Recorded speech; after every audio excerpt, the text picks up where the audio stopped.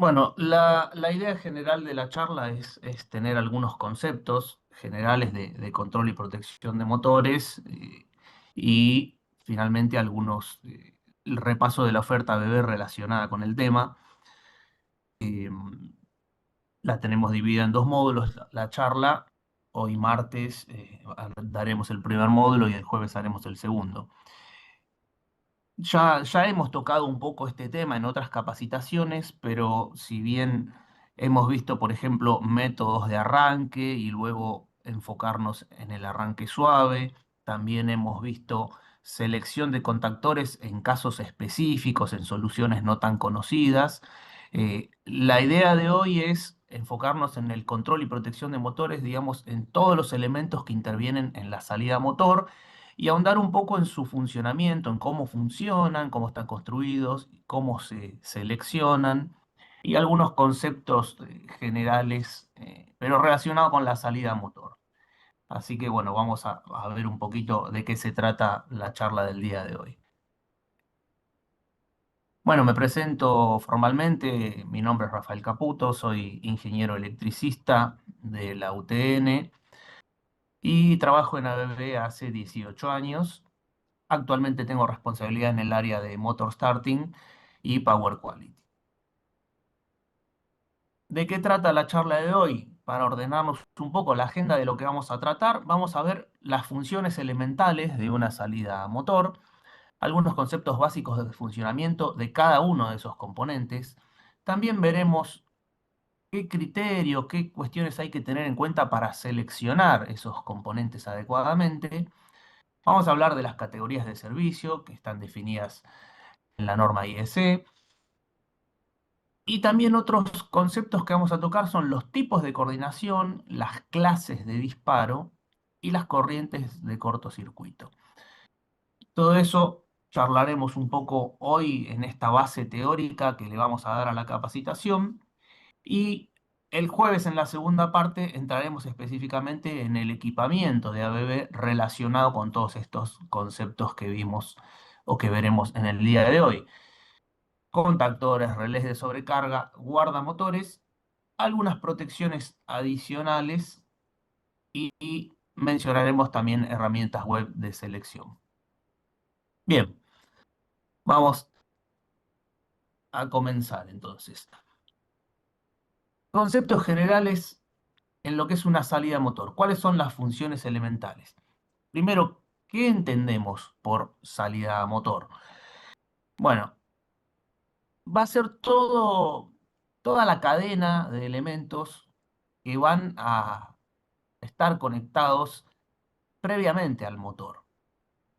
En el camino de alimentación hasta el motor, vamos a tener toda una serie de elementos que lo van a hacer, lo van a controlar, lo van a hacer funcionar, arrancar, parar y a su vez proteger de los distintos fenómenos que pueden ocurrir.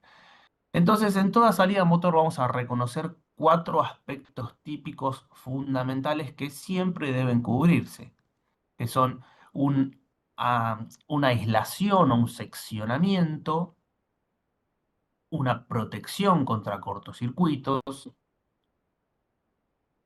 una función de comando o control del motor y una protección de sobrecarga. Si ahondamos un poco más en cada uno de estos elementos, el comando o control del motor será la acción de arrancar y parar ese motor. En condición normal de funcionamiento, vamos a hacerlo iniciar el arranque y detenerse. A eso le llamamos la función de comando o de control del motor. Si vamos a la aislación o seccionamiento, es el hecho de poder desconectar de forma segura al motor de la alimentación eléctrica. Por ejemplo, para realizar una tarea de mantenimiento sobre el motor. Tenemos que tener un elemento que garantice que hay una ausencia de tensión segura. Y luego tenemos las protecciones, que vemos que hay dos tipos de protecciones, la protección de sobrecarga y la protección de cortocircuito. Bueno, ambas están relacionadas con la corriente que va a fluir por el motor, Pero son dos fenómenos diferentes, que tienen orígenes diferentes y consecuencias muy diferentes sobre todo. ¿Qué vamos a entender por una condición de sobrecarga? Va a ser un estado en el que el motor esté funcionando de cierto modo forzado, le podríamos decir. Para poner números, un motor que en condiciones normales consume 10 amperes, bueno, si estuviera consumiendo 13, 14, 15 amperes, podríamos entender eso como una sobrecarga. El motor está funcionando, pero más exigido de lo que debería. Y a eso lo entendemos por sobrecarga. Bueno, ¿qué va a suceder con ese motor? Ese motor se va a dañar si esa condición se sostiene en el tiempo. Entonces vamos a necesitar un elemento que detecte esa condición y la interrumpa la alimentación del motor. Por otro lado, la protección contra cortocircuitos también está relacionada con la corriente, pero acá el comportamiento es muy diferente. ¿Por qué? Porque la corriente se va a elevar bruscamente a valores muchísimo más altos. Por dar el mismo ejemplo, este motor de 10 amperes de corriente nominal podría estar consumiendo 150 amperes repentinamente. Bueno, eso sería una condición de cortocircuito. Entonces vamos a necesitar también un elemento que detecte esa condición anormal y la interrumpa. Pero tiene que ser muy rápida la actuación ante un cortocircuito, porque la magnitud de los daños generados en un cortocircuito es muy elevada. Entonces el tiempo de respuesta tiene que ser muy rápido. Esto en cuanto a las dos protecciones básicas fundamentales de cualquier salida a motor. Luego podemos agregar otro tipo de protecciones. Vamos a ver que también es importante en un motor detectar la falta de fase. Puede ser útil en ciertos casos detectar un error de secuencia, es decir, que las fases estén conectadas en orden equivocado, lo que generaría un giro inverso del motor indeseado. Podemos hablar de protecciones de falla a tierra, podemos hablar de un montón de protecciones adicionales, por ejemplo, protecciones de temperatura del bobinado mediante termistores. Hay un montón de cosas que se pueden agregar, pero básica y fundamentalmente tienen que estar estas dos protecciones, sobrecarga y cortocircuito.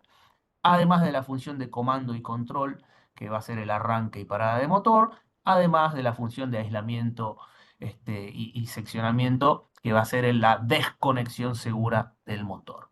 Bien, entonces esto como concepto general de las funciones elementales de una salida a motor. Aquí tenemos un poquito más de explicación en cuanto a cada uno de estas instancias. Lo que quiero decir es que no.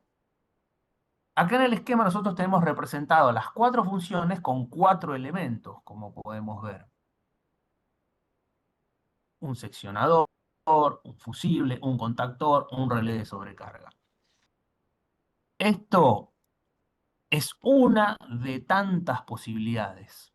Acá tenemos, esto sería una solución de cuatro elementos que cumplen las cuatro funciones, pero no necesariamente vamos a tener que tener cuatro elementos. Sí cumplir con las cuatro funciones, pero no necesariamente mediante cuatro elementos. ¿Por qué? Porque hoy en día existen algunos elementos que cumplen con más de una función simultáneamente. Entonces podemos tener soluciones de cuatro como está acá, o de tres, o de dos aparatos. Incluso podría existir una solución de un solo aparato que cumpla con todo, eh, pero no va a ser habitual. Por lo general nos manejamos con soluciones mayormente de dos aparatos y en algunos casos de tres aparatos. Bien, vamos a avanzar un poquito más en este tema. Vamos bien a lo básico, ¿no? Entramos dentro de una salida motor, ¿qué elemento es infaltable? Un contactor. Siempre que haya un motor vamos a tener un contactor. Y tratemos de entender qué es un contactor. Por eso hablamos de conceptos básicos de funcionamiento. Un contactor es un elemento que, como vimos anteriormente, permite hacer la maniobra de control del motor, el arranque y parada del motor. Va a darle y quitarle la energía a ese motor para que arranque y para que se detenga. en condición normal de funcionamiento a corriente nominal, ¿no? No en una condición de falla, no en un cortocircuito, por ejemplo. Ahí, por eso vamos a tener otros elementos. Pero en condición normal de funcionamiento, el encargado de dar y quitar energía al motor será el contactor.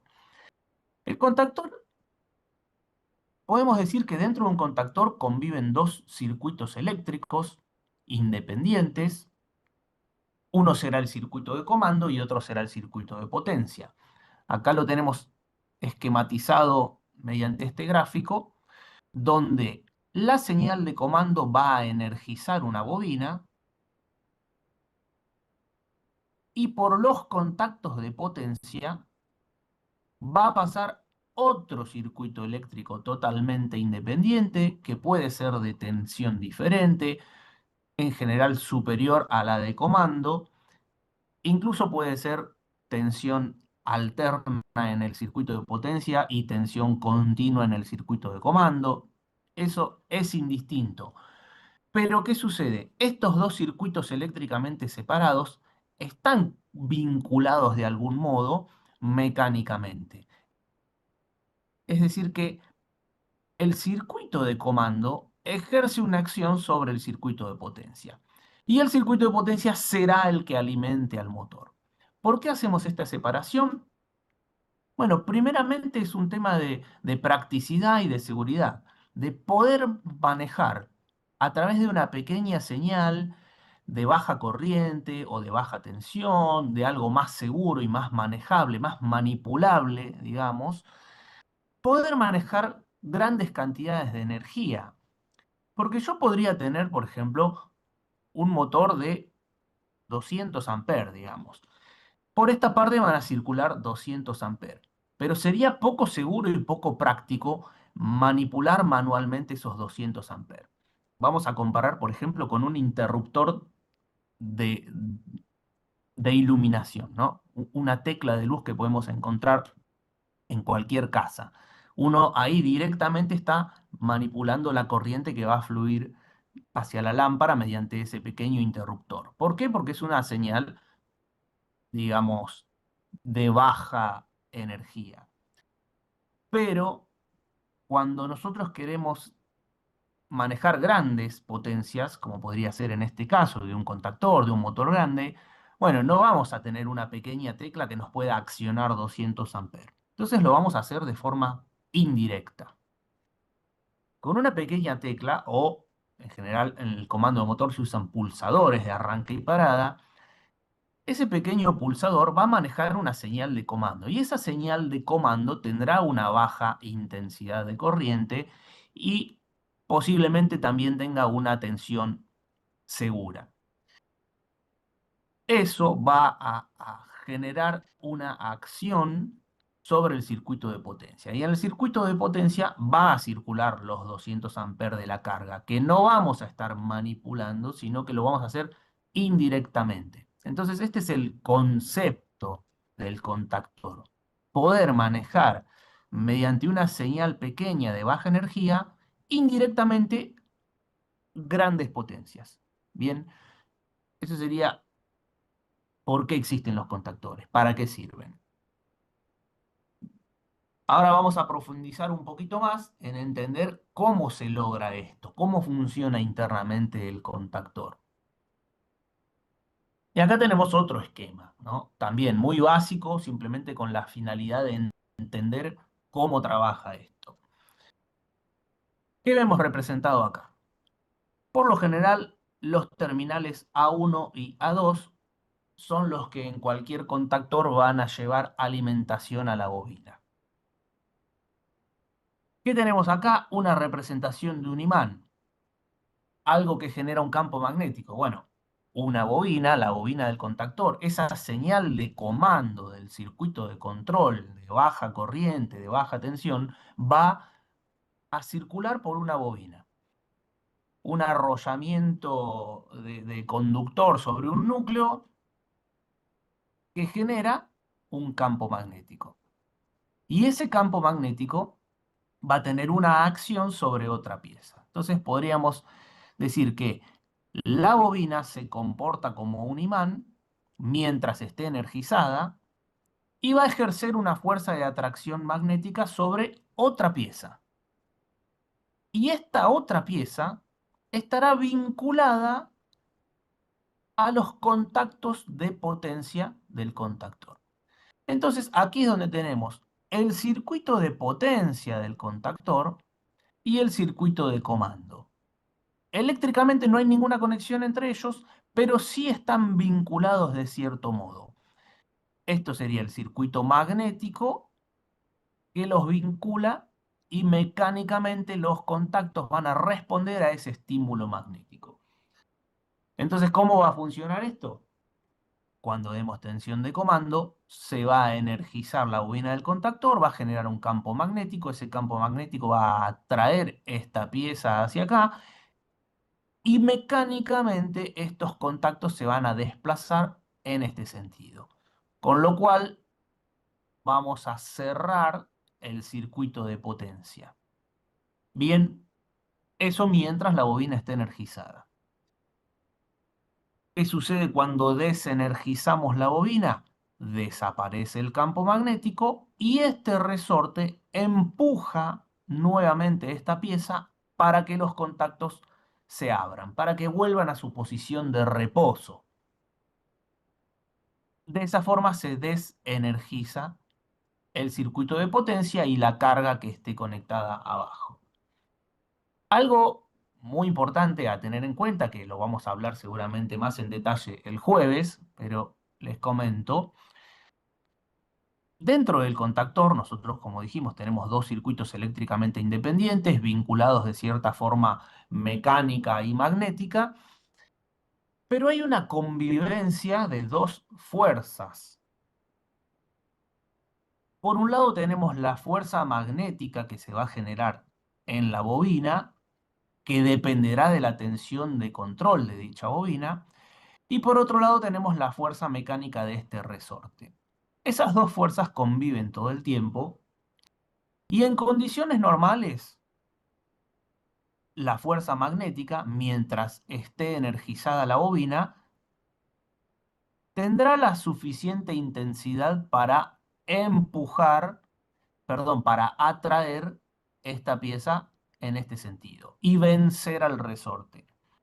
Cuando no haya tensión, el resorte prevalecerá empujando las piezas y abriendo el contactor. Pero, ¿qué sucedería si esta tensión de comando que energiza a la bobina, que alimenta el circuito de control, tuviera fluctuaciones, tuviera variaciones, caídas, digamos que fuese una red poco confiable? Bueno, lo que va a suceder en cierto momento es que la fuerza magnética de la bobina comience a debilitarse en función de la baja confiabilidad de la tensión de comando, comience a debilitarse la fuerza magnética y comience a competir con la fuerza del resorte, comience a equipararse en cierto modo. Entonces vamos a tener esta lucha de fuerzas de la bobina que quiere cerrar los contactos y del resorte que quiere abrir los contactos.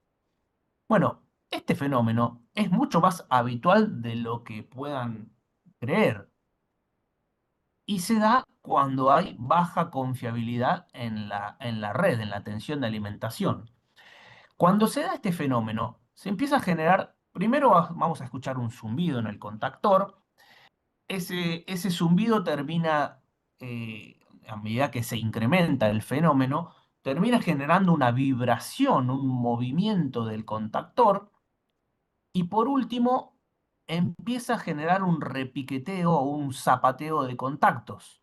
¿Qué es eso? Estos contactos están abriendo y cerrando de forma intermitente. ¿Por qué? Porque la bobina quiere cerrar, pero no tiene la fuerza suficiente, entonces el resorte empuja y abre, pero al haber tensión sigue existiendo un campo magnético, aunque atenuado, pero quiere seguir intentando cerrar y el resorte quiere seguir intentando abrir. Bueno, esta convivencia de fuerzas anormal generada por una mala calidad en la tensión de alimentación va a dar este fenómeno que es malísimo, destructivo para el contactor y muy dañino para la carga que está conectada abajo.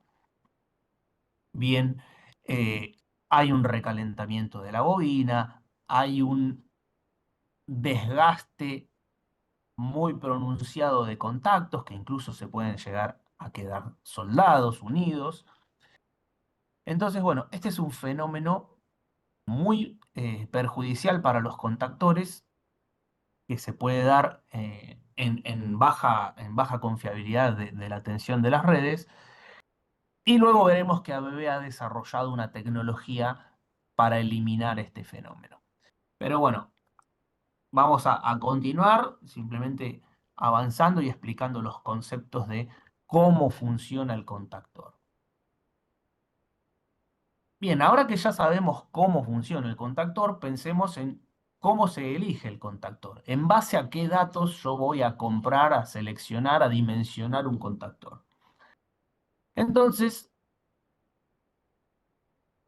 lo que tenemos que saber es qué corriente o qué potencia va a manejar ese contactor, ¿no? En el circuito de potencia, ¿qué corriente nominal va a conmutar este contactor? Luego vamos a preocuparnos también de qué tensión. Pero como vimos, son dos circuitos separados, el circuito de comando y el circuito de potencia. Entonces, en un contactor también tenemos que indicar tensión de comando. Un contactor puede funcionar en una red de 380 volts, 50 Hz, y tener una tensión de comando de 24 volts de continua. O sea, pueden ser totalmente diferentes. Tenemos que indicar las dos cuestiones. ¿Qué tensión va a trabajar y qué corriente va a manejar? Pero hay un tercer dato que no es tan conocido, que es la categoría de servicio. ¿Y para qué nos sirve la categoría de servicio? ¿Con qué está relacionada la categoría de servicio? Está relacionada con el tipo de utilización que se le va a dar al contactor. ¿Qué quiere decir esto? ¿Para qué lo voy a usar al contactor? ¿Lo voy a usar para arrancar y parar un motor? ¿Lo voy a usar para un control de iluminación? ¿Lo voy a usar en resistencias calefactoras? ¿Lo voy a usar para un manejo de capacitores? ¿Lo voy a usar para hacer una conmutación de potencia? ¿Una transferencia de grupo a red? Bueno, hay distintos usos que se le puede dar a un contactor. Y en función de esos usos, cambia el criterio de selección y cambia la expectativa de vida útil de ese contactor, porque hay cargas más o menos exigentes. Para eso existen las categorías de servicio, para agrupar, para determinar las diferencias en estos tipos de cargas, en estas categorías de servicio, en estos tipos de utilización que se le vaya a dar. Entonces, ¿qué son las categorías de servicio? La norma IEC 6947 define varias categorías de servicio que establecen qué uso se le va a dar al dispositivo en cuestión y tendrá un impacto en el dimensionamiento y en la vida útil del contactor. Entonces acá podemos ver una tabla con varias categorías. Estas tablas se van actualizando a medida que la tecnología va avanzando. eh, Se hace necesario tal vez incorporar nuevas categorías. Entonces esta tabla pueden encontrar que tenga cambios en el futuro y si ven una tabla más vieja pueden encontrar que había menos categorías.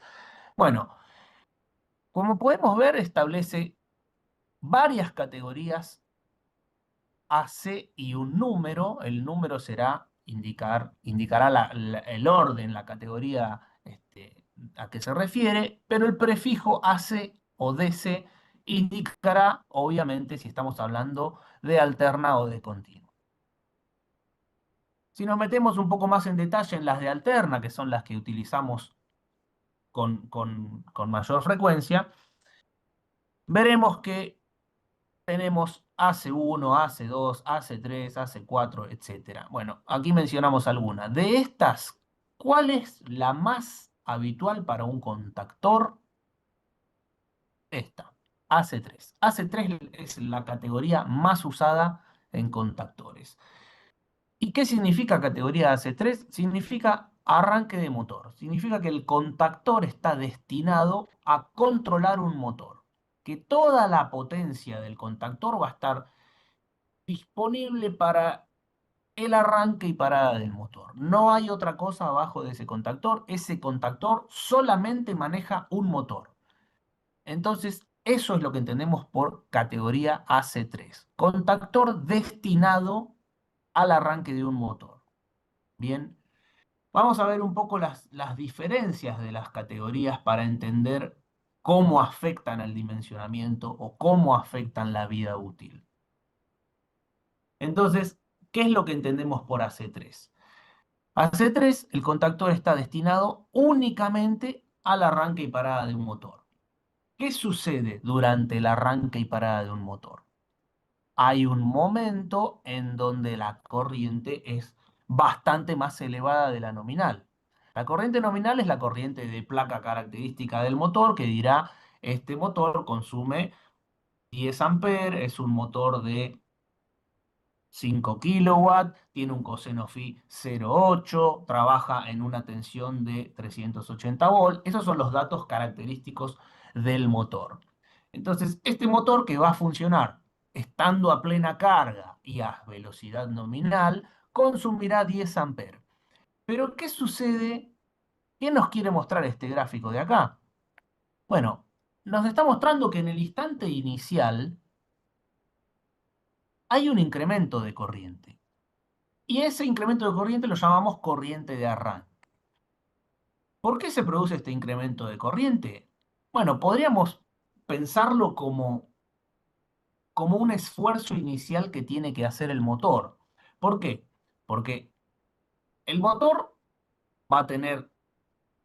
¿Cómo funciona un motor? Dentro del motor tenemos un campo magnético rotante debido al desplazamiento de las tres bobinas, de las tres fases. Vamos a tener un campo magnético, tres bobinas desplazadas 120 grados con una intensidad variable en el tiempo. En un momento una es más intensa que las otras dos y se van turnando cuál es más intensa de las tres fases. Bueno, como eso se da en el tiempo, es como que tuviéramos, eh, como que se genera una rotación, un campo magnético rotante dentro del estator. Ese campo magnético rotante dentro del estator va a producir una inducción en el rotor y un arrastre del mismo.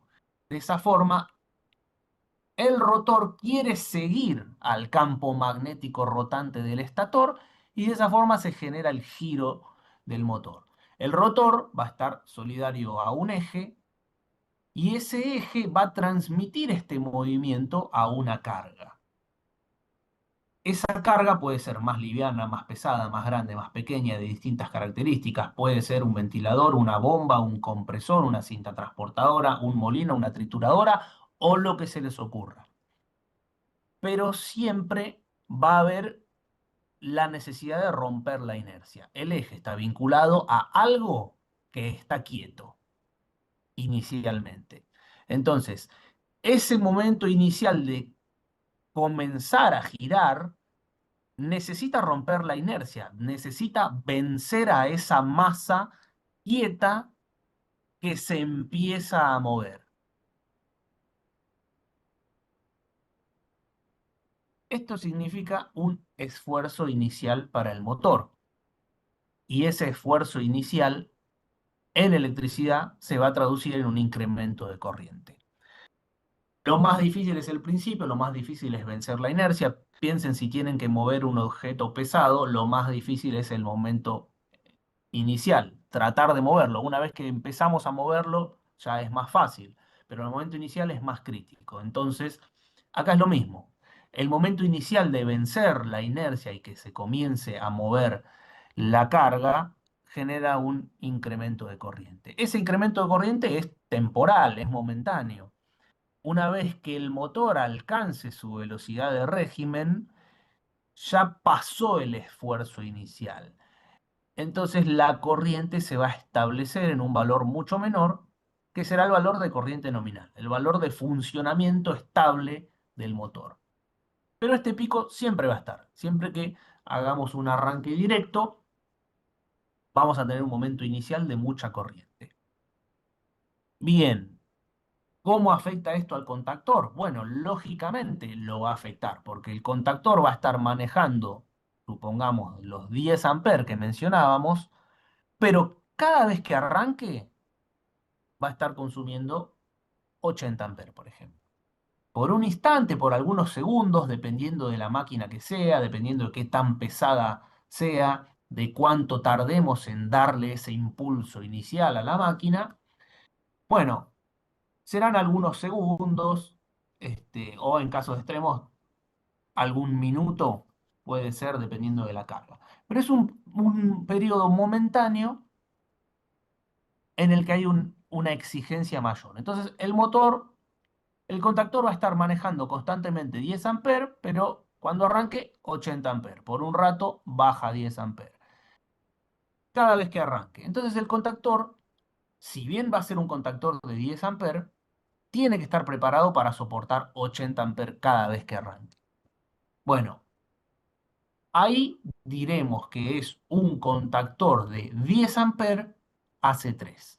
Esos 10 amperes en categoría AC3 significan que en funcionamiento normal el contactor va a manejar 10 amperes, pero sabemos que cada vez que arranque el motor deberá soportar un pico de 80 amperes por algunos segundos. Eso es categoría AC3. Es un contactor que se va a usar para controlar el arranque de un motor y va a estar sometido a esa exigencia. Y tiene que poder soportarlo y tener millones de operaciones a lo largo de su vida útil. Entonces, la categoría de servicio nos define para qué se va a usar el contactor, qué consecuencias sufre estando utilizado en ese tipo de carga y cómo se dimensiona correctamente. Esa es para qué sirven las categorías de servicio. Hay otras categorías, por ejemplo, la categoría AC1, que la usamos para distribución o calefacción, la usamos para hacer conmutaciones de potencia de cargas en general, no específicamente de un motor, sino de otras cargas distintas, cargas resistivas, como puede ser la calefacción, cargas poco inductivas, o un mix de cargas, varias cargas conectadas a un mismo suministro y que el contactor maneje ese suministro. Por ejemplo, se suele usar en edificios donde hay un elemento de control por cada piso y en cada uno de esos pisos se utiliza un contactor. Bueno, ese contactor se suele dimensionar en categoría AC1 porque es un mix de cargas. Puede haber cargas resistivas, puede haber cargas inductivas, pero no será específicamente un solo motor de toda la potencia del contactor, sino que será una distribución de cargas en general. Entonces, en ese caso, podemos considerar que es una categoría AC1. Otro ejemplo de categoría AC1 es una transferencia entre un generador y la tensión de red. Aquí tenemos dos contactores, estos dos contactores los dimensionamos en categoría AC1. ¿Por qué? Y simplemente porque acá abajo no hay un motor, sino que suele haber un mix de varias cargas diferentes. Entonces, tanto este como este contactor van a manejar toda la potencia de la instalación, pero no van a manejar específicamente un motor. Entonces, no va a existir ese fenómeno de pico de arranque para cada conmutación del contactor. ¿Cómo se comporta una carga AC1? Básicamente tiene un comportamiento medianamente estable, sin los picos de arranque del motor. Entonces, para el contactor esto es mucho menos exigente. El contactor no se va a ver sometido a ese arranque de motor, sino que va a manejar una carga más constante. Entonces, sabemos que la categoría AC1 es menos exigente para el contactor que la categoría AC3. Por lo tanto, podríamos intuir que un contactor utilizado en una carga tipo AC1 va a durar mucho más, va a tener una vida útil mayor que un contactor sometido a una carga AC3. Pero existen distintos tipos de contactores, algunos para AC1 y algunos para AC3. Bueno, en realidad no. Los mismos contactores se pueden utilizar tanto en categoría AC1 como en categoría AC3. Lo que el fabricante indica en los datos técnicos es cuánto rinde en cada categoría, qué corriente le podemos pedir a un contactor determinado si lo usamos en categoría AC3 y qué corriente le podemos pedir si lo usamos en categoría AC1. Y evidentemente en categoría AC1 le vamos a poder pedir un poco más. ¿Por qué? Porque va a ser una categoría no tan exigente, va a ser una corriente mucho más constante. Doy un ejemplo, volvamos a los 10 amperes que mencionábamos. Un contactor de 10 amperes AC3, ¿qué dijimos de 10 amperes AC3? Va a manejar constantemente 10 amperes, pero cada vez que el motor arranque se va a ir a 80 amperes. Si ese mismo contactor yo lo utilizo en una carga tipo AC1, probablemente pueda pedirle 25, 30 amperes. Es decir, podría manejar una carga medianamente constante de 25 amperes o una carga de motor de 10 amperes que cada vez que arranque consuma 80 amperes. Entonces, es el mismo contactor, pero según para qué lo uso, le corresponde una categoría de servicio, AC1 o AC3, y le corresponde una corriente de uso, una corriente de uso AC1, una corriente de uso AC3. Bien, entonces el mismo contactor lo podemos utilizar en los dos tipos de cargas, con mayor o menor exigencia, con mayor o menor vida útil o con mayor o menor corriente que se le puede pedir.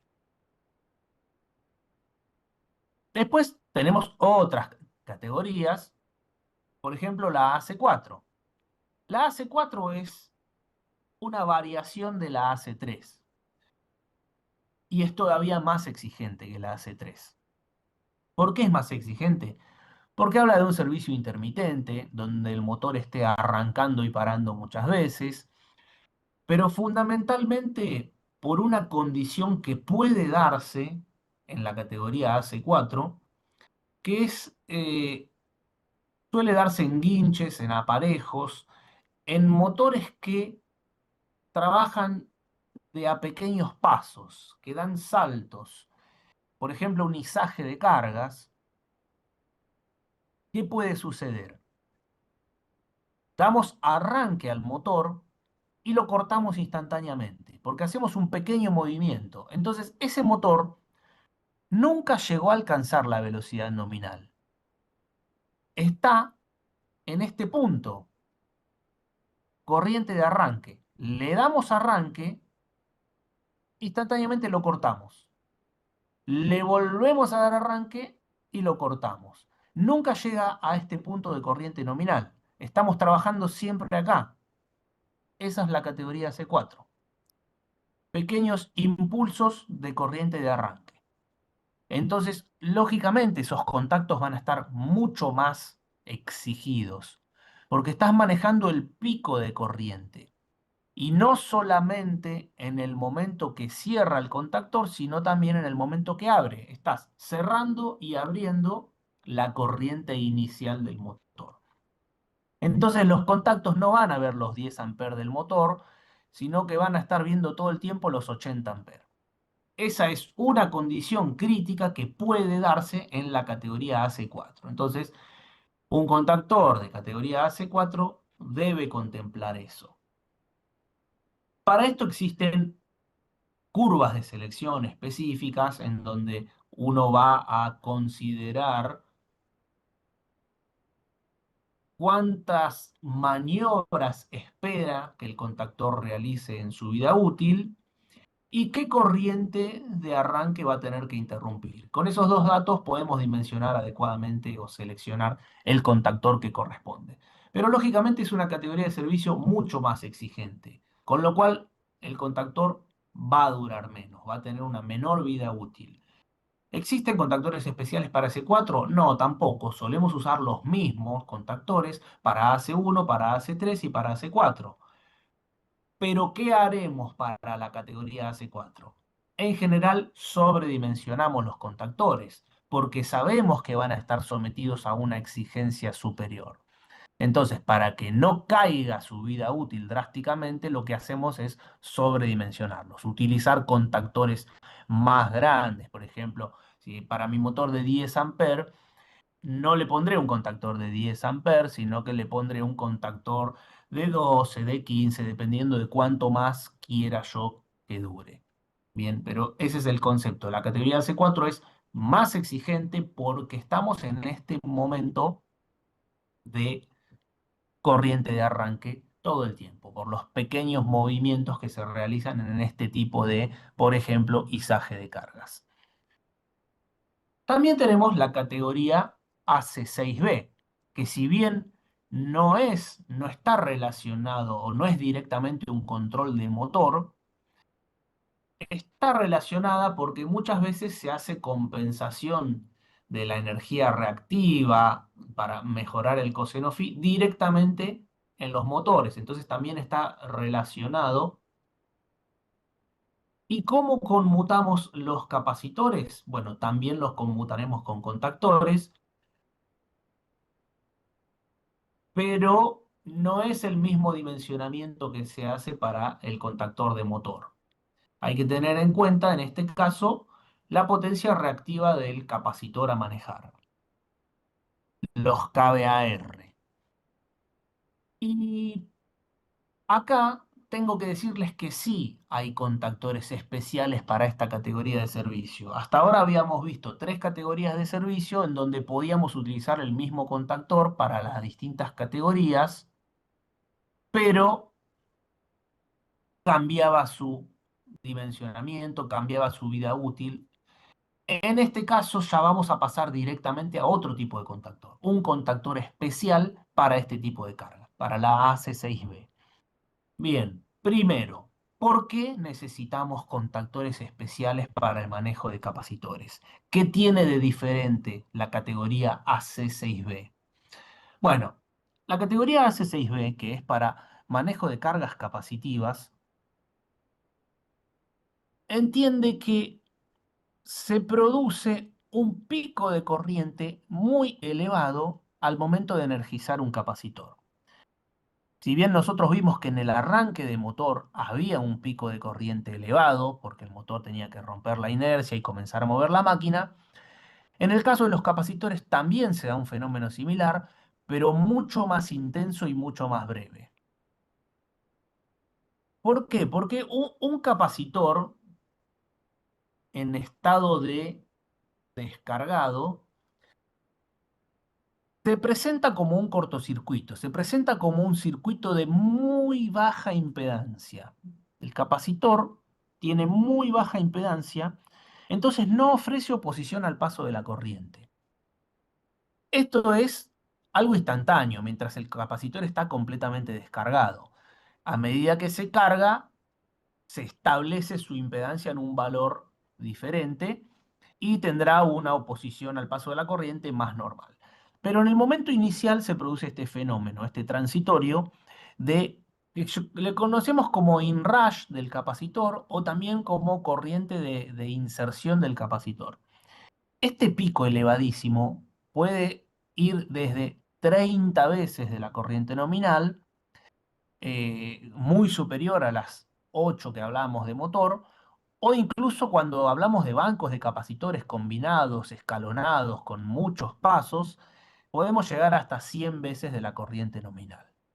Es por esto que no usamos contactores comunes y sí se hace necesario el uso de contactores especiales para esta categoría AC6B. Bien, entonces, entendiendo por qué necesitamos contactores especiales, vamos a ver ahora qué tienen de especiales esos contactores que usamos para maniobra de capacitores. Y acá tenemos en el ejemplo lo que serían estos contactores especiales.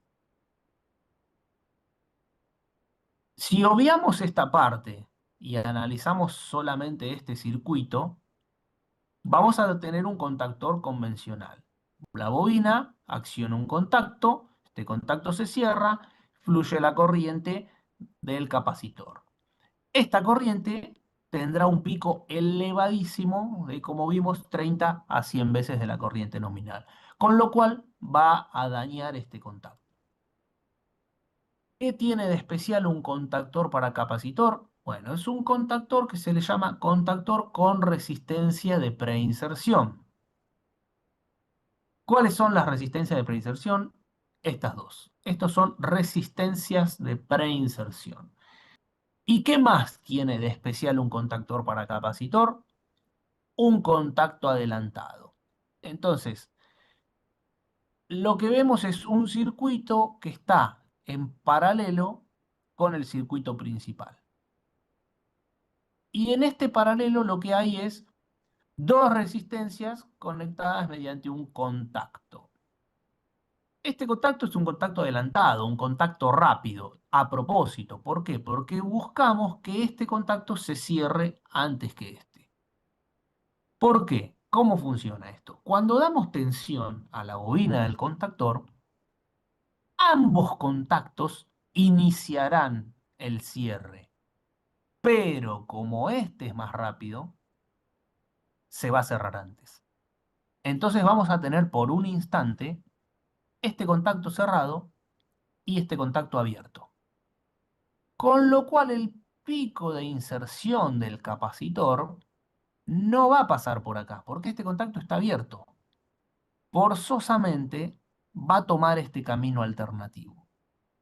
Pero cuando tome este camino alternativo, se va a encontrar con dos resistencias. Y esas resistencias van a atenuar el pico de corriente. De este modo conseguimos el doble efecto beneficioso de atenuación de pico de corriente y preservación de la vida útil del contacto principal del contactor. ¿Cómo culmina esto? Cuando finaliza el recorrido mecánico de cierre del contacto principal, el adelantado se abre. Entonces, las resistencias salen de servicio, se desconectan, no están permanentemente conectadas generando calor, sino que solamente trabajan los milisegundos que dura el transitorio de cierre y luego se abren. Y este contactor solamente va a manejar la corriente nominal de funcionamiento del capacitor, pero nunca se enteró de que hubo un pico de corriente. El pico de corriente se desvió y se atenuó. Entonces, este es el funcionamiento de un contactor con resistencia de preinserción, un contactor especialmente diseñado para cargas capacitivas, englobado dentro de la categoría AC6B. Entonces, para esto nos sirven las categorías, para entender que hay distintos tipos de utilizaciones de los contactores y esos distintos tipos de utilizaciones representarán distintas exigencias, con lo cual será necesario pensar en un dimensionamiento diferente para distintos tipos de cargas. Entonces, esto es un poco la idea que les quería transmitir de las categorías de servicio. Bien, ¿qué otro concepto podemos tocar en esta capacitación de hoy? Lo que son los tipos de coordinación. Los tipos de coordinación, si vamos a la IEC 60947 en su parte 4, parte 1, vamos a encontrar que se definen dos tipos de coordinación. Hay una que llamamos coordinación tipo 1 y coordinación tipo 2. Esto está relacionado con la salida a motor. Recuerden lo que vimos al principio, que toda salida a motor cumplía con cuatro pasos de seccionamiento, de control o comando, de protección de sobrecarga, de protección de cortocircuito. Bueno, todos esos elementos que intervienen en una salida a motor tienen que estar coordinados. Pero se pueden coordinar de dos formas: coordinación tipo 1 o coordinación tipo 2. ¿Cuál es la diferencia entre estos dos tipos de coordinaciones? Bueno, la coordinación tipo 1 se enfoca en garantizar el correcto funcionamiento. Obviamente vamos a cumplir con los cuatro pasos, con los cuatro elementos que mencionábamos recién. Y lo que tenemos que garantizar es que ante un cortocircuito no se produzcan daños en la instalación, no se produzcan daños para las personas, pero sí puede admitirse un daño en alguno de los componentes de dicha salida. O sea, tenemos que parar el cortocircuito, pero posteriormente al cortocircuito será necesario reemplazar alguno de estos elementos. Bien, entonces garantizamos el correcto funcionamiento, garantizamos el despeje de la falla, pero será necesario un reemplazo de componentes. Eso es coordinación tipo 1. Luego, la otra coordinación definida en la norma es la coordinación tipo 2. Y en este caso es un poco más exigente la coordinación tipo 2 y apunta a la continuidad de servicio. ¿Qué quiero decir? En una coordinación tipo 1 estamos buscando el menor costo posible, que funcione, que salve de un cortocircuito, pero sin hacer un gasto económico demasiado importante. Dimensionamos al límite, a lo mínimo indispensable. Una coordinación tipo 2 busca la continuidad de servicio en el sentido de que si hay una falla, que no sea necesario reemplazar componentes, que la falla se despeje, que obviamente la premisa básica el primero, cumplimos con los cuatro puntos de cualquier salida motor, los cuatro aspectos fundamentales que mencionamos al principio. Que haya seccionamiento, que haya comando control, que haya protección de sobrecarga y que haya protección de cortocircuito. Primero eso. Segundo, ante un cortocircuito, ¿qué va a suceder? No se puede producir daño a las personas, no se puede producir daños en la instalación, pero tampoco tiene que ser necesario reemplazar componentes. Por eso es que decimos que apunta a la continuidad de servicio. ¿Por qué? Porque en la coordinación tipo 1, al necesitarse un reemplazo de componentes, va a haber un parate en la producción, en el proceso, con lo cual perdemos esa continuidad de servicio. Va a haber un tiempo de reemplazo de componentes. En cambio, en la coordinación tipo 2, no se admite este reemplazo de componentes. Los componentes tienen que poder seguir funcionando, aún habiendo soportado un cortocircuito. Eso es lo que apunta a la continuidad de servicio. No va a haber un tiempo de interrupción de cambio de elementos. Pero ¿cómo conseguimos esto? Bueno, obviamente va a haber que sobredimensionar algún componente para que, aún habiendo soportado un cortocircuito, no se dañe. Entonces, bueno, ¿cómo funcionan esto? Hay tablas de coordinación, hay herramientas online, por ejemplo, una de las que mencionaremos hoy será eh, la herramienta SOC, se llama la herramienta de ABB, que nos permite elegir o dimensionar adecuadamente todos los elementos que intervienen en la cadena de elementos de la salida motor. Incluso podemos indicar si es diferentes tipos de arranque, si es un arranque directo, si es una estrella triángulo, si es un arranque suave, qué elementos necesitamos en función de quiero que sea una coordinación tipo 1 o quiero que sea una coordinación tipo 2. Si vemos en la coordinación tipo 2, encontraremos elementos sobredimensionados para que puedan seguir operativos al cabo del cortocircuito. Entonces, estas son las dos tipos de coordinación que establece la norma IS 60947-41. Eh, Coordinación tipo 1, en resumen, más económica, menos confiable. Coordinación tipo 2, más confiable, más apuntada a la continuidad del servicio, pero obviamente más cara por el sobredimensionamiento de los elementos. Entonces, estos son los dos tipos de coordinación que nos van a hablar de todos los elementos de la cadena de protecciones de una salida motor y cómo se relacionan entre sí. Bien, ¿qué más podemos comentar?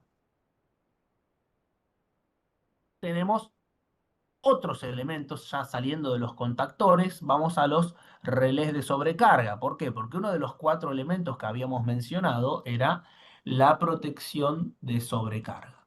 Entonces, ¿qué podemos decir de un relé de sobrecarga? Acá tenemos también un esquema básico para tratar de explicar de manera sencilla el funcionamiento de un relé de sobrecarga. Como podemos ver acá en la imagen, un relé de sobrecarga no es un elemento de apertura, no tiene capacidad de interrumpir el circuito de potencia.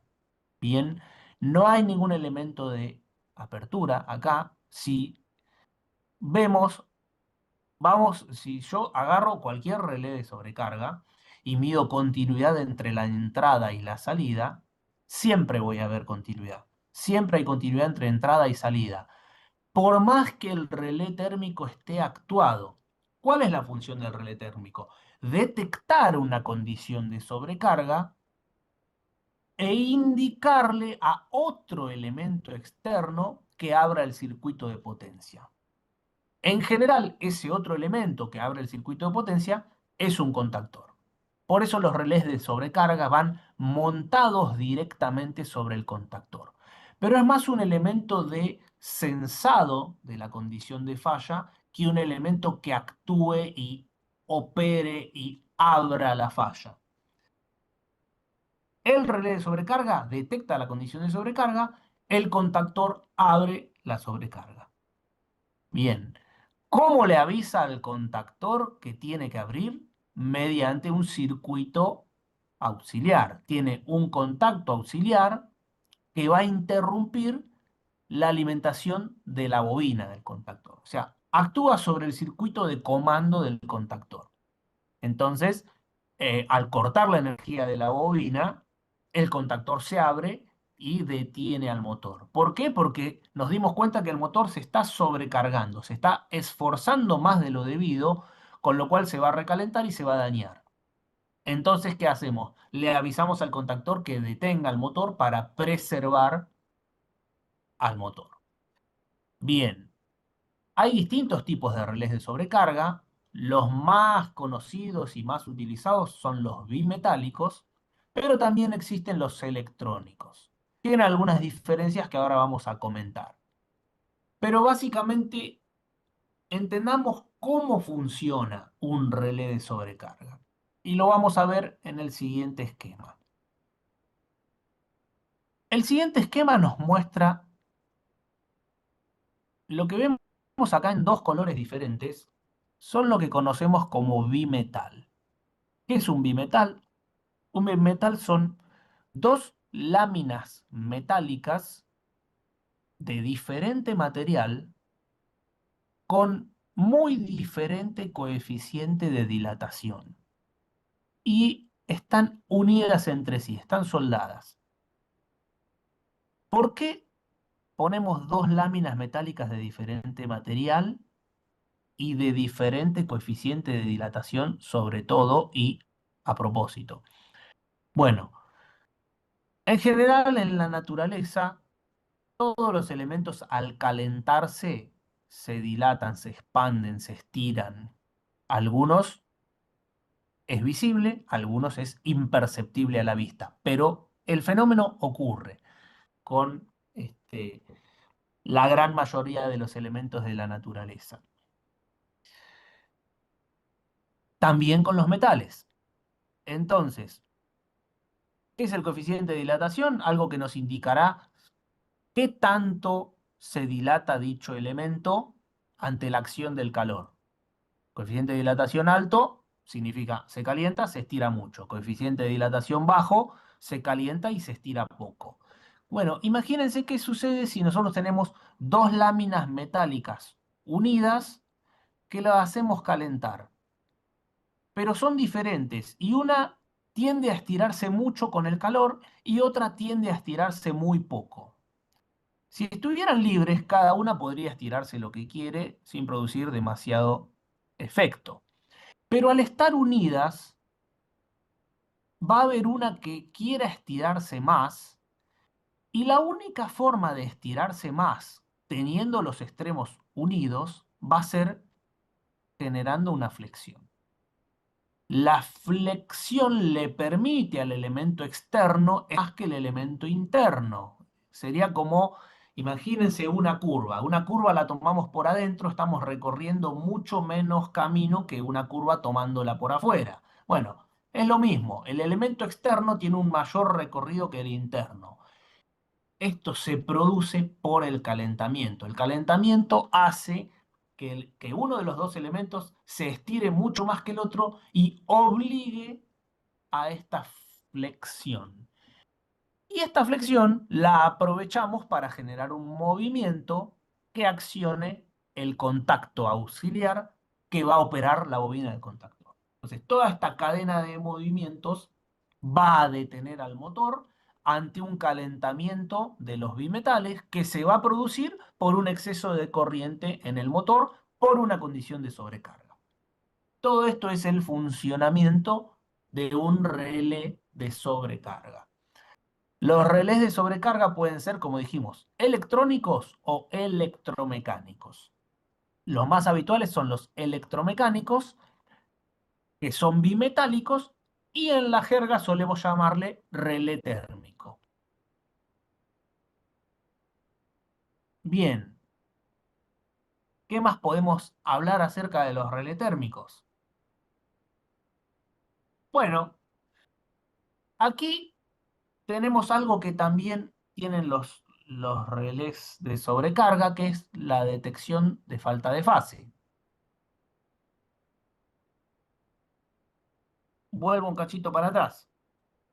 Nosotros tenemos estos tres bimetales que se calientan y van a operar un mecanismo de disparo. Pero a su vez hay algo más a tener en cuenta, que es que los tres deben calentarse de forma pareja. Si hay un calentamiento desparejo, también se va a producir un disparo. Y ese disparo será por falta de fase. Los relés de sobrecarga son sensibles a la falta de fase. Si tenemos dos fases a las que le circula corriente y una que no, ¿qué va a suceder? Vamos a tener un bimetal más frío y dos bimetales calientes, con lo cual el desplazamiento va a ser diferente. Bueno, esa diferencia de desplazamiento también acciona el mecanismo de disparo. ¿Y por qué querríamos que un relé de sobrecarga que va a proteger a un motor detecte también una falta de fase? Bueno, porque la falta de fase es un fenómeno dañino para el motor. Un motor trifásico va a tomar la misma corriente de las tres fases para producir un campo magnético rotante y parejo dentro del estator que arrastra al motor, que mueva la carga. Ahora bien, ¿qué sucede si falta una fase? El motor va a intentar seguir funcionando y va a intentar a expensas de un mayor consumo de corriente. Va a intentar compensar la ausencia de esa fase incrementando las otras dos. Y esto va a generar, obviamente, un deterioro en el motor. Entonces, tenemos que también frenar la falta de fase. Y lo logramos de este modo, con un mecanismo que discrimina el desplazamiento de los bimetales. Si un bimetal no se desplaza y los otros sí, vamos a detectar esta condición de falta de fase y proteger al motor abriendo el circuito mediante el contactor. Del mismo modo, también protegemos la falta de fase. ¿Qué sucedería si conectamos un motor monofásico con un relé de sobrecarga trifásico? Bueno, al conectar un relé de sobrecarga trifásico con un motor monofásico, nos sobra un polo. vamos a tener un bimetal libre si lo conectamos de forma directa. Supongamos, en el primer borne conectamos la fase, en el segundo borne conectamos el neutro, vamos hacia el motor y el tercer borne nos queda libre. Bueno, en esa condición, el relé de sobrecarga no nos va a dejar funcionar, porque va a detectar una falta de fase. El tercer bimetal que queda desconectado y queda frío, no se desplaza igual que los otros dos, genera un disparo. Entonces, no podríamos usar un relé de sobrecarga trifásico con un motor monofásico, a menos que hagamos un truquito como se muestra en la imagen y engañemos al relé de sobrecarga trifásico para poder usarlo en motores monofásicos. Entonces, vamos a hacer un cierto rulo con los cables para dar la vuelta y volver a pasar por los tres bimetales. Lo podemos hacer como muestra acá, donde simplemente pasaríamos la fase por los tres bimetales, o podemos hacer una vuelta diferente, pasando por una fase, pasando por la otra, y aquí conectando el neutro. Es lo mismo, las dos sirven, lo importante es que los tres bimetales vean la misma circulación de corriente. Entonces, de esta forma podríamos utilizar un relé de sobrecarga trifásico también para motores monofásicos. Bueno, ¿cómo vamos a elegir un relé de sobrecarga? Obviamente por la corriente o potencia del motor a proteger. También tenemos que saber a qué tensión va a trabajar. Y algo que no se conoce mucho es la clase térmica de disparo. ¿Qué es la clase de disparo de un relé de sobrecarga? Tiene que ver con el tiempo de arranque. ¿Y quién influye en el tiempo de arranque de un motor? La carga que le conectemos. El tipo de carga conectada, de más o menos inercia, influirá en el tiempo que tarde en arrancar el motor. Y ustedes dirán, ¿y por qué me importa el tiempo de arranque para elegir un relé de sobrecarga? Bueno, vamos a ver en este gráfico por qué es importante conocer el tiempo de arranque del motor para elegir un relé de sobrecarga.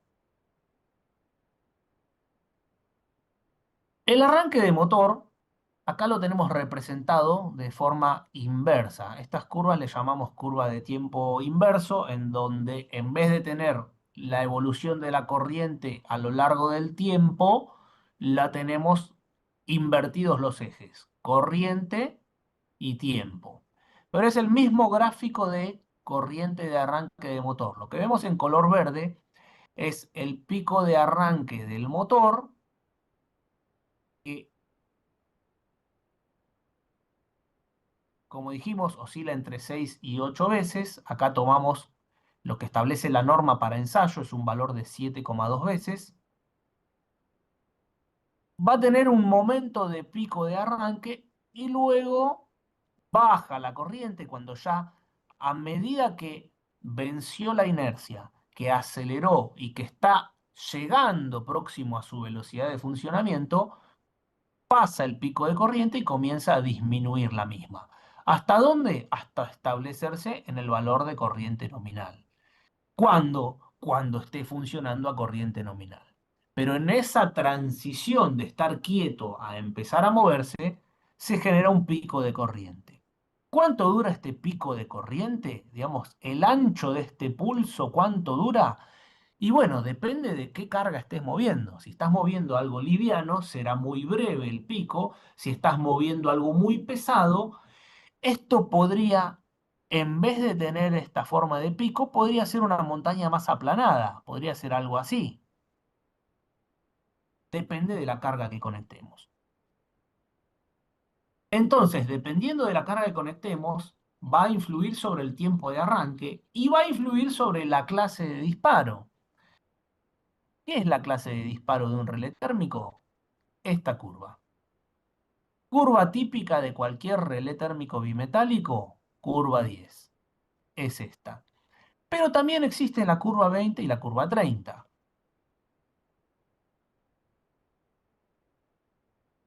¿Cuándo sería necesaria una curva 20 y una curva 30? Cuando la corriente de arranque dure mucho. Cuando el motor tarde mucho en arrancar porque está conectado a una máquina pesada. ¿Qué va a suceder si esto dura mucho el arranque. La curva verde tendría un, un movimiento hacia acá, digamos, tendría una forma más así, y cortaría esta curva. ¿Y qué sucederá? Cuando corta esta curva, actúa la protección. El relé de sobrecarga dispara. Dispara entendiendo que hay una sobrecarga, pero no hay una sobrecarga. Simplemente es una corriente de arranque que se extiende en el tiempo. Para eso existen las clases de disparo.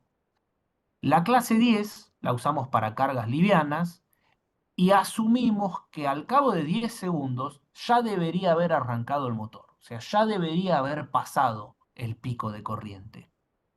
Entonces, si usamos un relé térmico bimetálico estándar, que va a ser clase 10, y la carga es pesada y tarda más de 10 segundos en arrancar, el relé térmico dispara. ¿Por qué? Porque considera que a los 10 segundos ya debería haber arrancado y lo que está viendo no es un pico de arranque prolongado, sino que está viendo una sobrecarga. Entonces, el relé térmico está funcionando bien, está detectando una corriente que no debería ser y actúa. ¿Qué es lo que falla entonces? Falló la selección. No deberíamos haber usado un relé térmico bimetálico clase 10 si era una máquina muy pesada que tardaba mucho en arrancar. ¿Por qué? Porque no nos va a dejar arrancar. Porque cada vez que pasemos esos 10 segundos consumiendo corriente de arranque, va a disparar el relé de sobrecarga. Ahí es donde aparecen los relés de sobrecarga electrónicos, que habíamos mencionado al principio. Hay bimetálicos, hay electrónicos. ¿Qué tienen de especial los electrónicos? Bueno, más allá de que su sensado de corriente es diferente y no actúan por deflexión de bimetales, lo fundamental es que vienen con distintas curvas de disparo programables.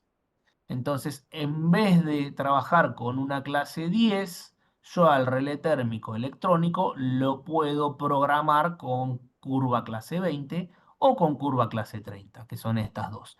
Entonces, ¿qué sucederá? Si estoy ante una carga pesada que tarda 28 segundos en arrancar, la curva verde se extenderá hasta acá, pero no va a pasar de acá. Acá va a comenzar a bajar. Entonces, un relé térmico electrónico, que yo lo regulo en clase 30, me va a permitir arrancar y me va a proteger adecuadamente este tipo de arranques pesados. Entonces, ahí es donde vamos a utilizar los relés de sobrecarga electrónicos con clase seleccionable para poder manejar arranques pesados que tardan mucho tiempo debido a la característica de la carga que están moviendo. Entonces, ¿cómo elegimos un relé térmico? Primero, obviamente, lo vamos a elegir por la corriente nominal que maneja, tenemos que tener en cuenta qué tensión va a trabajar, pero en última instancia, también tengamos en cuenta la clase de disparo, que en general va a ser clase 10, van a servir los bimetálicos, pero cuando sea una carga pesada, tengamos en cuenta que no me va a servir un térmico bimetálico común clase 10. Vamos a tener que ir a un electrónico que me permita seleccionar la clase. ¿Por qué? Porque si no, no va a arrancar el motor. Cada vez que lo quiera arrancar, va a disparar el relé de sobrecarga. ¿Qué sería un error muy grave en ese caso? Seguir utilizando un bimetálico clase 10 y subirle la corriente. ¿Qué voy a lograr con eso? Voy a lograr que arranque, sí, pero voy a quedar totalmente desprotegido, porque al aumentarle la corriente, lo que estoy haciendo es desplazando todas estas curvas rojas hacia acá, hacia arriba. Entonces no van a molestar en el momento de arranque, pero no van a proteger cerca de la nominal, sino que van a estar así desplazadas. Entonces no voy a tener protección de sobrecarga. Entonces no tiene sentido hacer eso, es perjudicial. Lo correcto es poner un relé de sobrecarga electrónico en donde pueda seleccionar la clase y poner una clase 20 o clase 3. Bien, entonces eso es qué es la clase de disparo de un relé de sobrecarga y cuándo la utilizaríamos, cuándo la tendríamos que tener en cuenta. ¿Qué dice la norma en cuanto a las clases de disparo? Bueno, acá simplemente les menciono Los puntos de ensayo que nos pide la norma. Para verificar si un relé de sobrecarga está bajo norma, si está funcionando correctamente, hacemos estos 4 ensayos. Lo primero que se prueba estando el relé de sobrecarga en frío es hacerle circular corriente de arranque de motor, que la norma establece que la tenemos que probar a 7,2 veces. Entonces, si es un relé de sobrecarga de 10 amperes, le vamos a hacer circular 72 amperes. Con esos 72 amperes, el relé de sobrecarga debería disparar en un máximo de 10 segundos. Si hace eso, es un relé de sobrecarga clase 10. Si fuese un clase 20, debería disparar en un máximo de 20 segundos. Y si fuese un clase 30, en un máximo de 30 segundos. Esa es la primera prueba que se hace con el relé de sobrecarga frío. Luego se prueban otros factores. Ya en caliente, probamos, por ejemplo, un 50% de sobrecarga. A este motor de 10 amperes o a este relé de sobrecarga de 10 amperes le hacemos circular 15 amperes, un 50% de sobrecarga. Bueno, con 15 amperes, obviamente debería disparar, porque si es de 10 amperes, me tiene que dejar trabajar con 10, pero no con 15. ¿Pero en cuánto tiempo tiene que disparar un 50% de sobrecarga? Bueno, debería disparar en 4 minutos, un relé clase 10. Lo mismo, acá vemos para clase 20 o clase 30 todos los valores diferentes ante el 50% de sobrecarga. Existe también una clase 10A, que es como una clase más rápida para cargas muy livianas, que ante una sobrecarga va a disparar mucho más rápido. Como vemos acá, en la mitad de tiempo, ante una sobrecarga de 50%, va a disparar el 10A más rápido que el A. ¿Y qué otra cosa probamos? Por ejemplo, que con un 5% de sobrecarga no tiene que disparar. ¿Esto qué sería? Al motor de 10 amperes le estamos haciendo funcionar con 10,5. Con 10,5 no tiene que disparar, no va a disparar. Si el relé térmico dispara con 10,5 está funcionando mal. O sea, me lo tiene que dejar circular con 10,5. Entonces, esto nos indica que no es necesario hacer un ajuste eh, holgado en una protección de sobrecarga. Si el motor es de 10 amperes, el relé térmico lo tenemos que regular en 10 amperes, no lo tenemos que regular en 11 por las dudas para que no moleste. Tenemos que regularlo en 10. Y si está en 10,5, no va a actuar. Pero si empieza a tener un valor de sobrecarga más interesante, por ejemplo, 12, en 12 sí va a disparar. Instantáneamente, no, va a disparar en 2 horas. ¿Por qué? Porque no es una sobrecarga importante.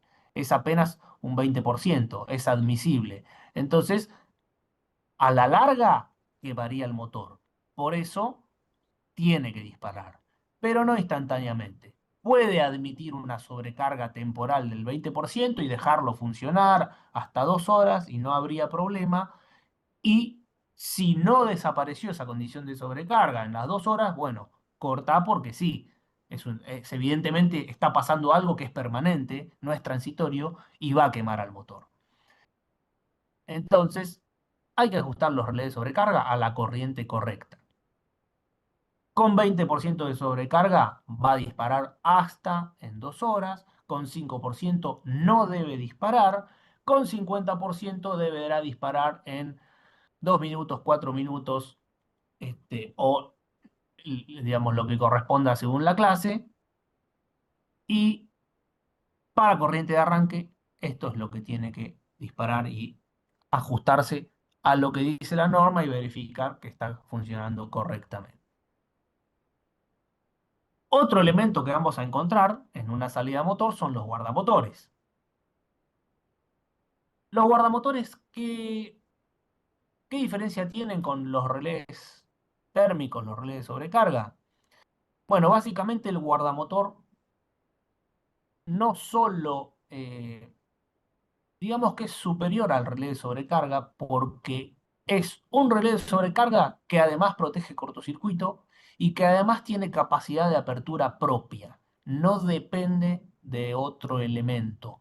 no necesita de un contactor para interrumpir el circuito, sino que él mismo por sí solo puede abrir el circuito en condición de falla.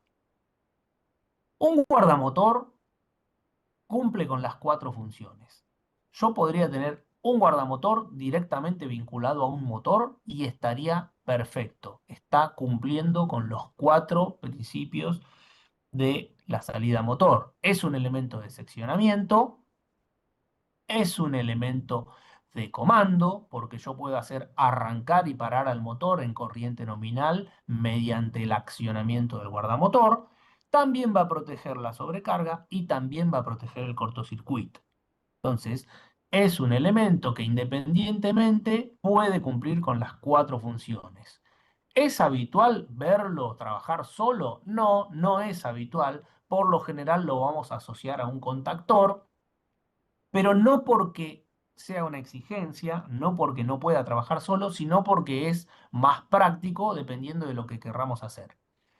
Primero, la cantidad de maniobras es muy diferente. Los contactores tienen millones de maniobras de vida útil, mientras que un guardamotor tendrá miles de operaciones en su vida útil. Entonces, no es principalmente pensado para estar abriendo y cerrando todo el tiempo en condición normal de funcionamiento, sino que está diseñado para trabajar permanentemente cerrado y abrir en condición de falla.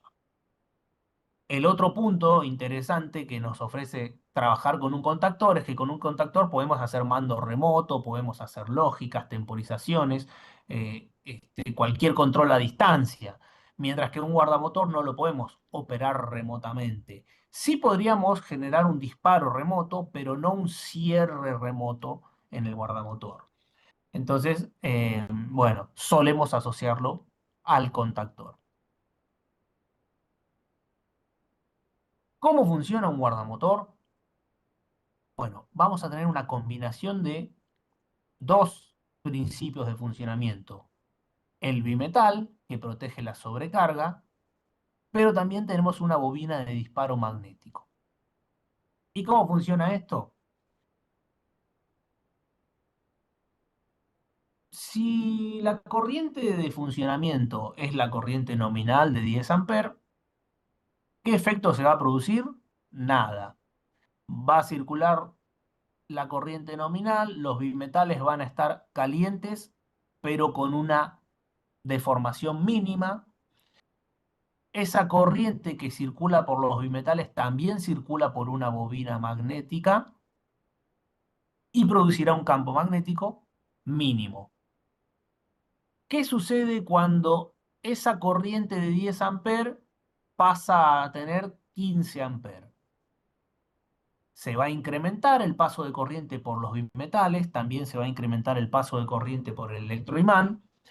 En el electroimán genera una intensificación del campo magnético, pero si pasó de 10 a 15 amperes, esa intensificación del campo magnético será insuficiente, no va a producir ningún efecto. Pero sí en los bimetales, 15 amperes es una sobrecarga, entonces los bimetales se deformarán accionando el disparo, deteniendo al motor por sobrecarga. Entonces, el guardamotor protege la sobrecarga con los bimetales. Ahora bien, ¿qué sucede si en vez de 10 amperes nos fuimos a 100 amperes? Bueno, en 100 amperes ya estaríamos en condición de cortocircuito y necesitamos una respuesta rápida. Entonces, la deflexión de los bimetales, que es un proceso lento, no me sirve, necesitamos otro elemento para abrir un cortocircuito. Esos 100 amperes van a generar ahora sí un campo magnético tan intenso que tendrá la fuerza necesaria para accionar el mecanismo de disparo. Y ese mecanismo de disparo va a interrumpir el circuito en condición de corto. Entonces, el guardamotor va a trabajar con los bimetales para sobrecarga y también va a trabajar con un electroimán para la protección de cortocircuito. Por eso le llamamos protección termomagnética. Una protección de sobrecarga y de cortocircuito es termomagnética porque tiene una parte térmica que trabaja con el calor del efecto de la sobrecarga y una parte magnética que trabaja con el campo magnético generado en el cortocircuito. Bien, entonces combina las dos protecciones el guardamotor. Actuación rápida, capacidad de ruptura y no necesita de un elemento externo, como el contactor. ¿Cómo vamos a elegir un guardamotor? Bueno, obviamente por la corriente del motor o la potencia del mismo, la tensión de trabajo a la cual va a estar sometida y este tercer aspecto que es muy importante en el guardamotor y en cualquier protección de cortocircuito es el poder de corte, la capacidad de ruptura. ¿Cuántos kiloamperes puede abrir? ¿Con qué se relaciona esto? Con la corriente de cortocircuito. Entonces, un guardamotor, además de decir necesito un guardamotor de 10 amperes, tengo que decir un guardamotor de 10 amperes para una red de 400 volts que soporte 70 kiloamperes, por ejemplo. ¿De qué dependerá? Bueno, de la instalación, de dónde lo voy a montar. Pero no solamente es necesario conocer la corriente nominal, sino que es muy importante cuántos kiloamperes va a soportar. Porque si yo pongo un guardamotor de 50 kiloamperes en una instalación donde hay 70 kiloamperes de corto posible, ¿qué va a suceder si hay un corto de 70 kiloamperes? Ese guardamotor no lo va a poder abrir. No tiene la capacidad de ruptura suficiente. Con lo cual el cortocircuito va a seguir, va a seguir, va a seguir, va a generar daños enormes y con suerte lo va a abrir una protección aguas arriba. Pero como sabemos, cualquier cortocircuito debe ser despejado por el elemento más cercano. Si abre un elemento aguas arriba, estamos sacando de servicio muchas otras partes de la instalación que no deberían salir de servicio, que no están vinculadas directamente con el cortocircuito. Entonces, es importante elegir los elementos con la capacidad de ruptura adecuada para poder abrir el cortocircuito, con el elemento de apertura más cercano a la falla. Bien, y por último, para cerrar, el último concepto que vamos a tocar en el día de hoy es las corrientes de cortocircuito. Habrán escuchado seguramente que hay dos nombres, dos tipos de corriente, dos valores, que son la ICU y la ICS. Bueno, ¿qué significa cada una de ellas, la ICU y la ICS? ICU es corriente de corto última, mientras que ICS es corriente de corto de servicio. ¿Qué nos dice la norma respecto de esto? Que cambia la forma de ensayar. Yo tomo un mismo elemento y le puedo hacer dos ensayos. Le hago un ensayo de abrir un cortocircuito con una secuencia OTCO. ¿Qué significa OTCO? La O es de open, o sea, de abrir. Tiene que abrir el cortocircuito, T de tiempo, esperar un tiempo, y CO es de close open, o sea, cerrar y volver a abrir. Ese es el ensayo de ICU. Hacemos abrir, esperar un tiempo, cerrar y volver a abrir. Pero después de eso, no es necesario que quede operativo.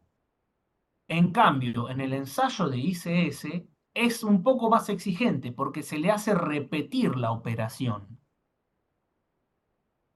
Es O, TCO, TCO, que sería a lo que ya hicimos antes, luego de abrir el cortocircuito, tiempo cerrar, volver a abrir, que se hace una segunda prueba. Se espera nuevamente un tiempo, se cierra y se vuelve a abrir el cortocircuito. ¿Para qué? Para garantizar que al cabo del corto el elemento sigue operativo, sigue pudiendo abrir otra vez un cortocircuito. Eso sería la ICS, corriente de corto de servicio. ¿Por qué de servicio? Porque sería una corriente de corto que puede manejar en servicio, puede seguir funcionando, puede abrir esa corriente de cortocircuito y continuar operativo. Versus la ICU. La ICU sería la última, la máxima, la que podría abrir, siempre tiene que garantizar que pueda abrir, pero no necesariamente tiene que volver a operar. Si después de ese cortocircuito el elemento abrió, despejó la falla, pero se murió y no queda más operativo, está bien si ese valor de corto fue del orden de la ICU del elemento. Es lógico, es esperable, abrió el cortocircuito, frenó los daños, pero ese elemento no queda operativo. Eso es la ICU. Si el valor de corto fue inferior, fue un valor de ICS, debería poder quedar operativo, debería poder seguir funcionando. Bien, entonces eso es conceptualmente qué es la ICS, qué es la ICU. Ambas tienen que garantizar la apertura del corto, que no haya daños en la instalación, que no haya daños a las personas, pero a la ICS se le va a exigir que el elemento quede operativo, que pueda seguir funcionando. Bien, entonces esto es un poquito lo que queríamos comentar de las corrientes de corto.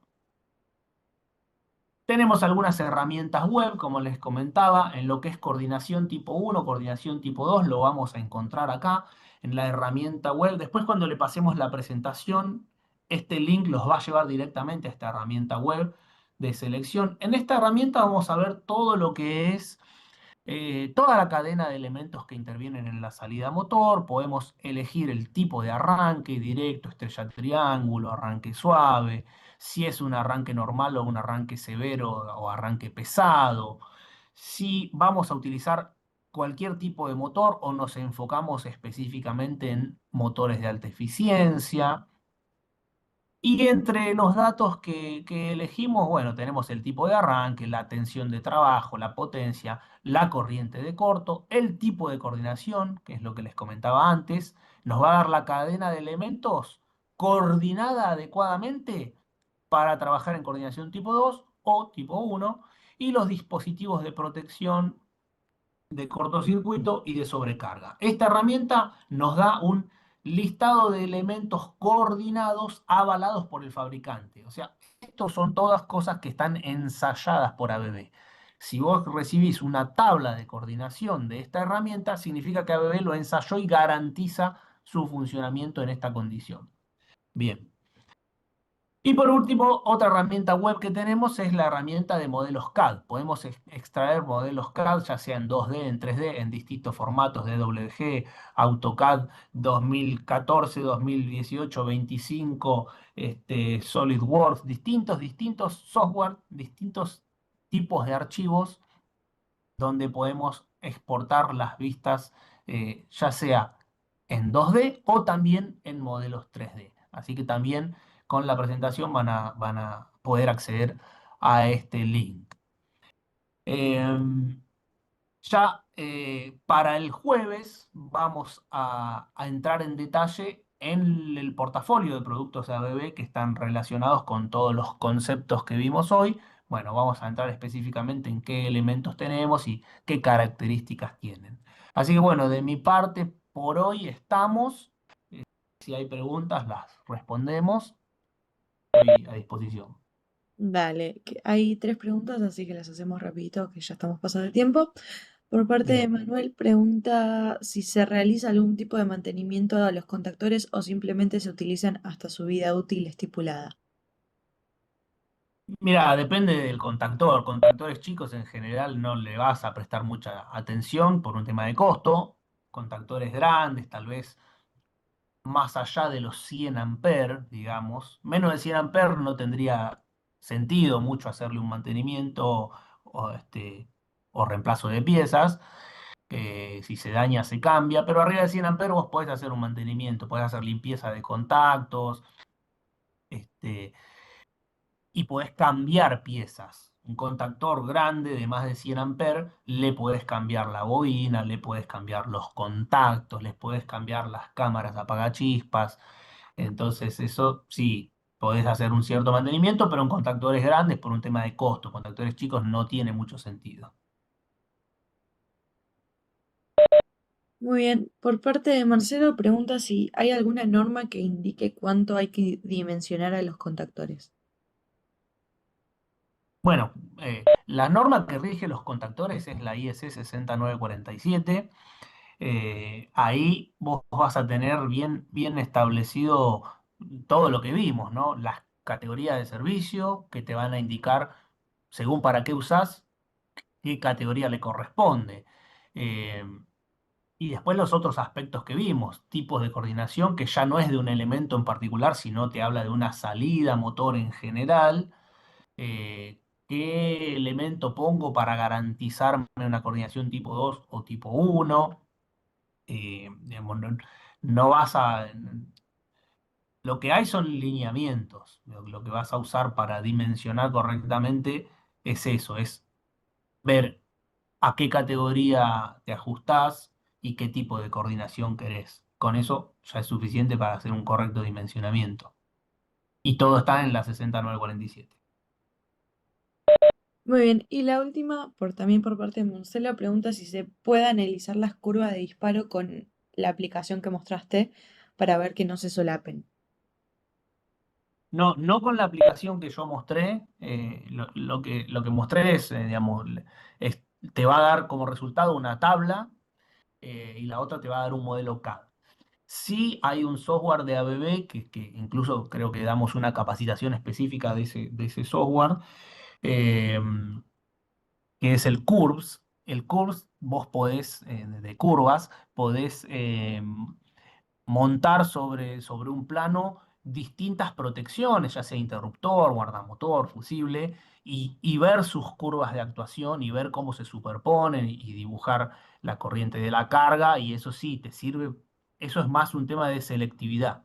Eh, Hay una capacitación de selectividad, creo que da Roberto Escarano, que toca ese tema, y también hay alguna específica de este software para el tratamiento de las curvas. No, no es, digamos, lo que yo mostré hoy no se mete con las curvas, te da una tabla. Pero sí, si están interesados en ese tema, también tenemos capacitaciones al respecto.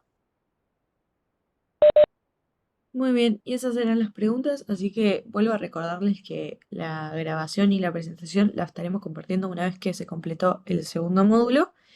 Y con consultas de asistencia y certificados, eso lo pueden gestionar a través del formulario que les va a aparecer ahora cuando termine la capacitación.